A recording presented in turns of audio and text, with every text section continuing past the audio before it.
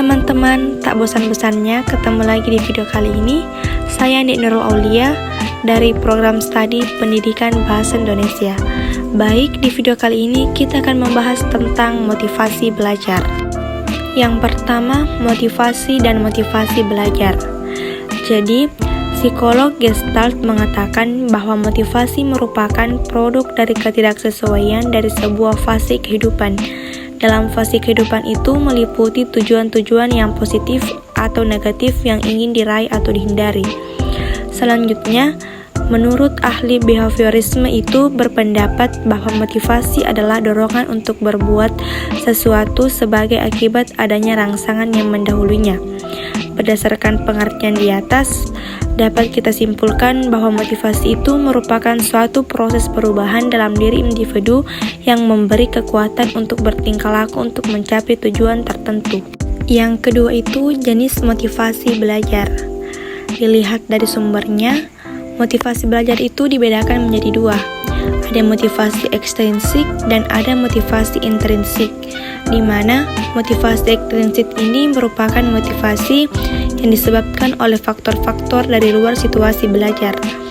Motivasi ini tidak mutlak berkaitan dengan aktivitas belajar. Misalnya, anak rajin belajar untuk memperoleh hadiah yang dijanjikan orang tuanya.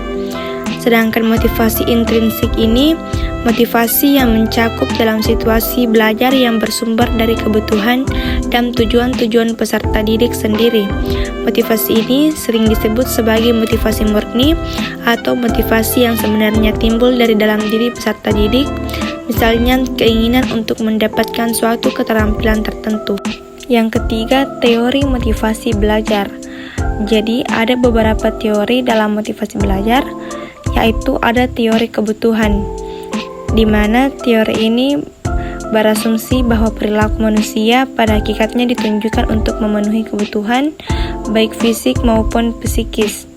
Dan ada teori self-efficacy atau efikasi diri, di mana teori ini merupakan teori yang dikemukakan oleh Bandura, yang disebut juga dengan teori kognisi sosial atau teori pembelajaran sosial. Dan ada pun teori penguatan, di mana menunjukkan bahwa penguatan atau reinforcement mempengaruhi perilaku manusia, di mana teori ini berlakunya hukum pengaruh yang menyatakan bahwa manusia itu cenderung untuk mengulangi perilaku yang mempunyai konsekuensi. Dan yang terakhir itu ada teori kebutuhan berprestasi, di mana kebutuhan berprestasi ini menjelaskan bahwa setiap manusia itu terdapat kebutuhan untuk melakukan suatu perbuatan dan mendapatkan hal yang baik. Dan yang terakhir itu strategi menumbuhkan motivasi belajar.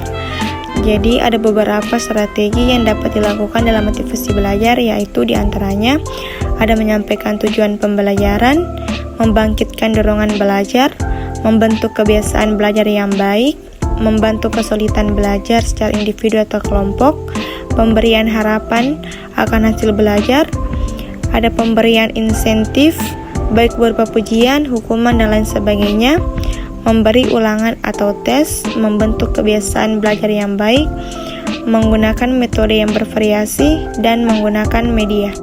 Baik, itulah materi yang saya sempat sampaikan. Lebih dan kurangnya mohon dimaafkan. Sampai ketemu di video selanjutnya. Wabillahi taufiq wal hidayah. Assalamualaikum warahmatullahi wabarakatuh.